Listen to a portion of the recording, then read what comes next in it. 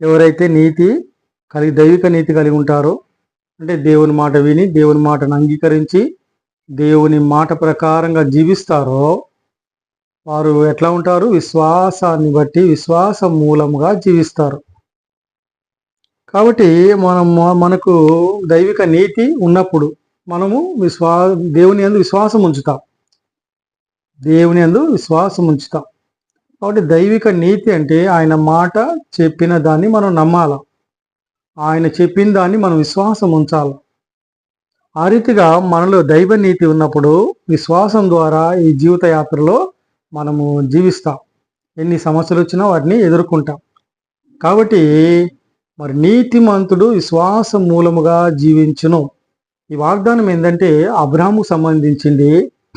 అబ్రాహాము దేవుని యందు విశ్వాసం ఉంచినాడు. ఆయన 175 సంవత్సరాలు బ్రతుకుతూ